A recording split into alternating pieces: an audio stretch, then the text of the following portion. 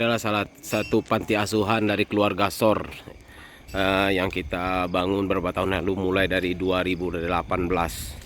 Donatur-donaturnya adalah dari keluarga SOR dan dari pihak-pihak yang peduli ke anak-anak yatim piatu.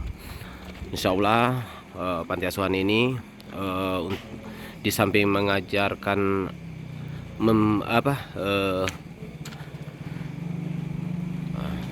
menampung anak-anak yatim piatu, juga akan diajarin agama dan akan disekolahkan.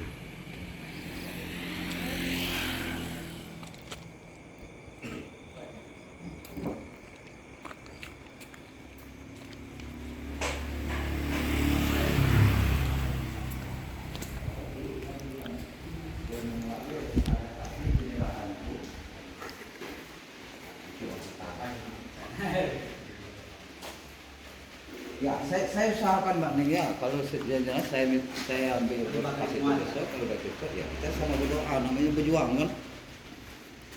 Nah, oke Mbak Ning, terima kasih banyak. Ya.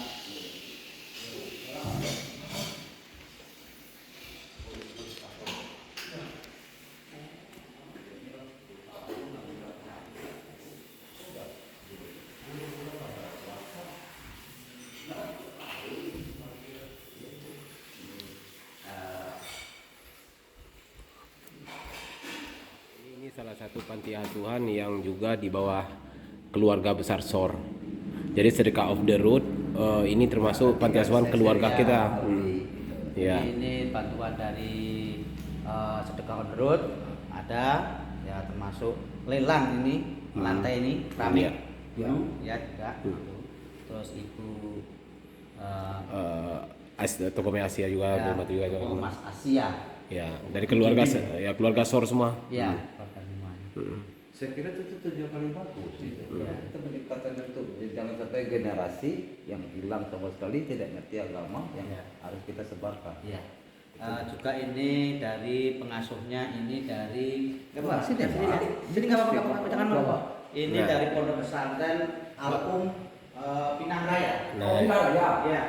Ini muridnya, santrinya Pak Kiai. Kita baru bahwa ini tanah di samping telah diwakafkan juga untuk panti asuhan kita.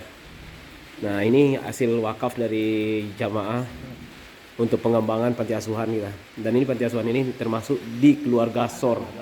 Dari awal keluarga SOR yang salah satu panti asuhan yang terbersih dan terbagus. Dan fasilitasnya, dapur kita, anak-anak, kamar mandi, bagus. Ini tempat wudhu. Wah, kalau ngambil wudhu di sini juga bisa. Jadi kita mengutamakan sini adalah agama, diajarin, bukan hanya sekedar sebagai panti asuhannya, tapi juga mendidik secara agama, diajarin mengaji segala macam. Kita patuh protokol kesehatan. Ini. Jadi kita tetap ini. Mudah-mudahan setelah ini nih SOR masih tetap ini ya, donatur-donatur dari SOR tetap berjalan. Tanya dulu sama Bapak. Enggak.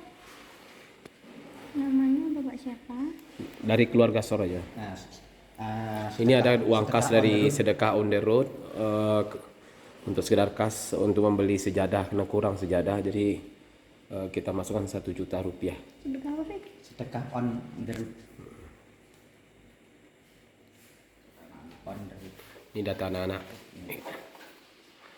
yang kita diasuh di sini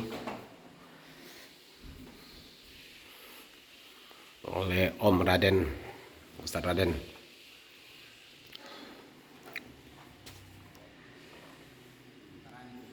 Pagi ini kalau memang ada anak yatim atau anak piatu atau yatim piatu yang miskin, Ya diutamakan. nah diutamakan itu minta bantuannya, informasinya, kalau minta tolong untuk bisa tinggal di sini.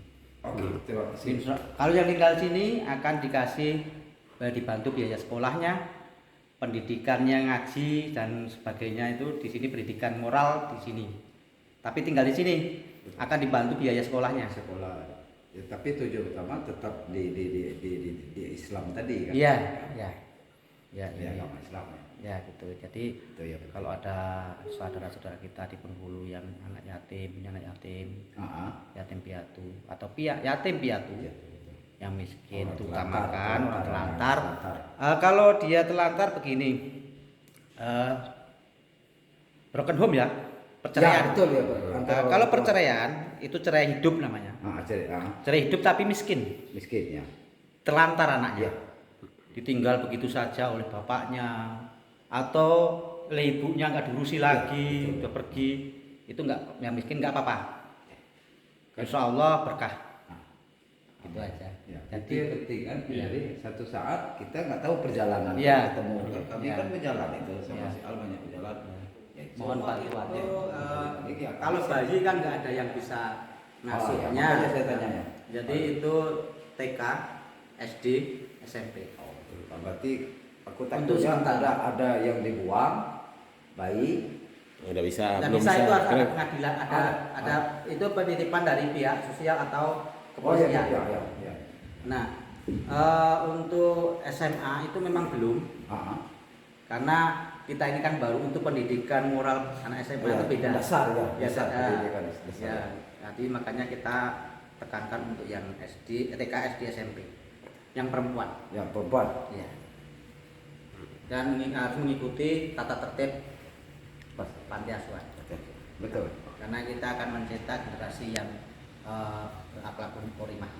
Amin, amin. Saya kira itu udah jelas. Iya. Yang penting itu sekarang kayak di Kita sini berjalan, Ya. Kami berjalan, siapa tahu ketemu kan nanti bisa dihubungi. Alhamdulillah ini gimana perkembangan Alia? Ah, Gimana ceritanya awalnya gimana, terus sekarang gimana?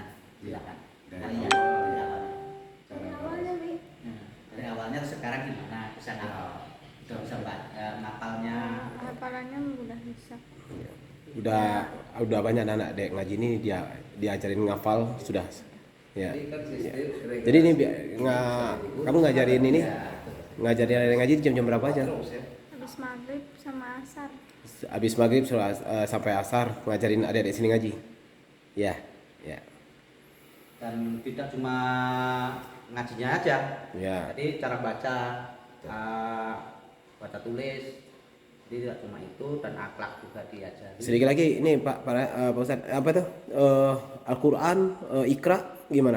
Anak-anak masih ikro nanti. Masih Bukan maksud saya pas kelengkapan kita di sini kurang. banyak ya? Iya.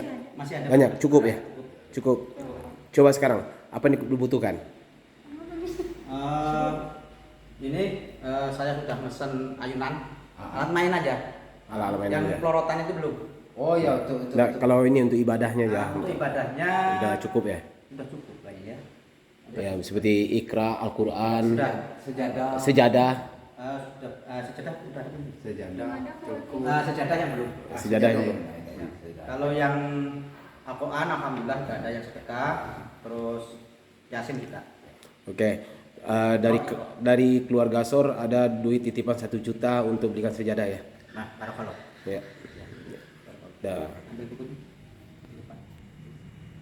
Mas santri, komunitas anak mandi dan ngaji Pasari Kamis sore.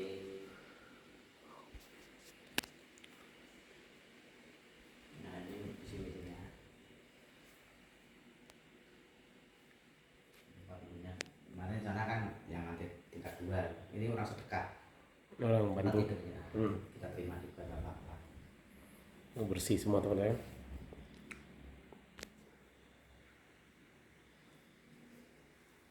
Ini dibangun dulu itu tuh sebenarnya 2 tingkat karena untuk sementara kita pakai dulu yang tingkat bawah. Ya, jadi kalau kedepannya mungkin di bawah ini untuk untuk belajar, di atasnya untuk asrama. Dan oh terbalik ya. Ya kebalik. Ah. Yang atas Di untuk atas. aula dan musola. Di atas untuk Ngaji. aula dan mengaji, di bawah untuk asrama. Ya. Dan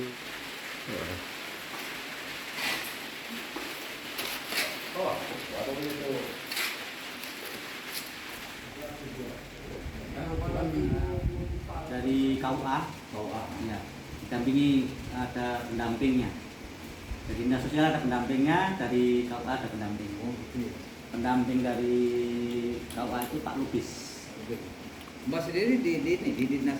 Saya di rumah sakit umum daerah.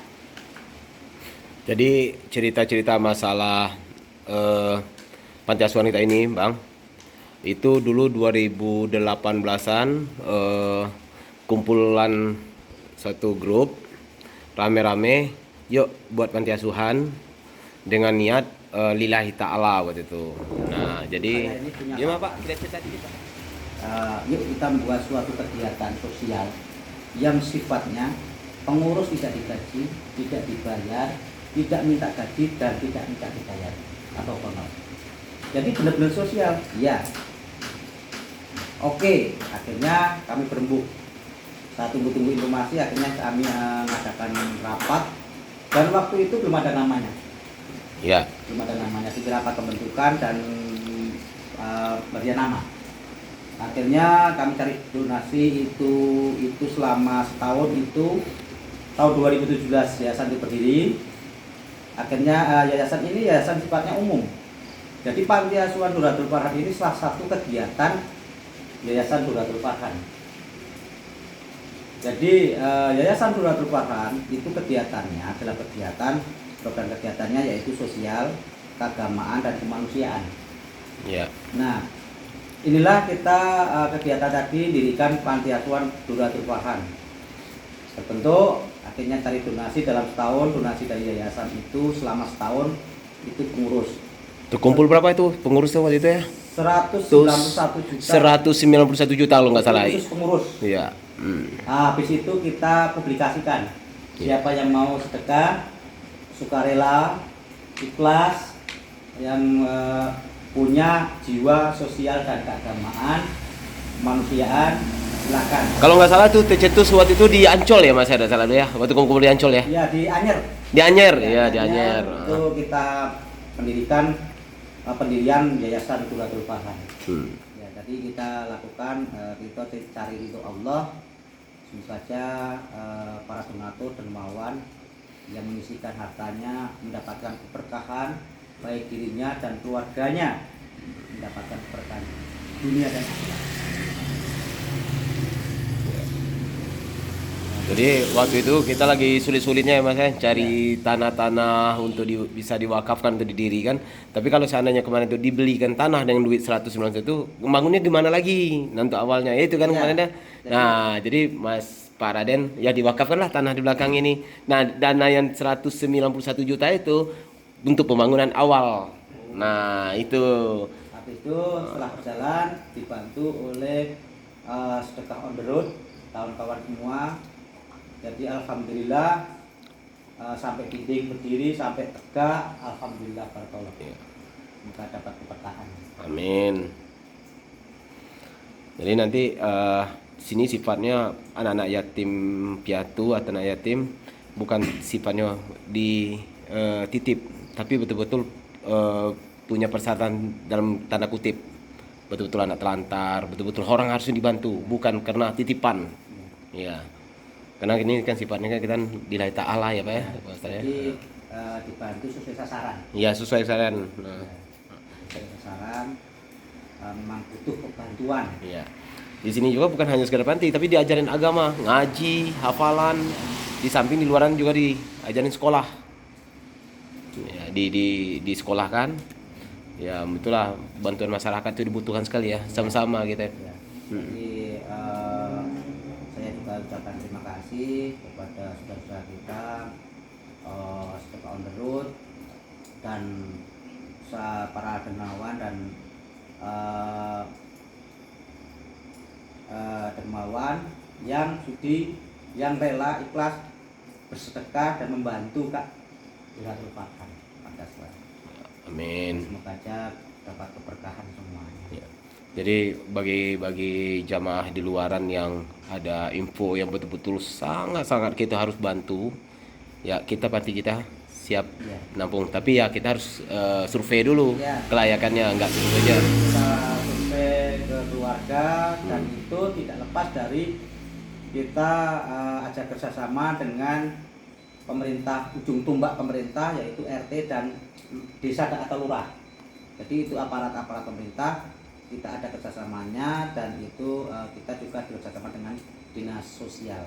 Misalnya ke Bengkulu Tengah misalnya, nah kita hubungi dinas sosial Bengkulu Tengah dan kita juga hubungi dengan RT desa tempat sasarannya tadi, keluarga tadi.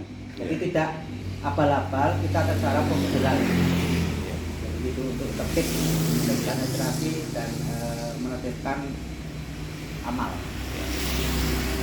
Insyaallah.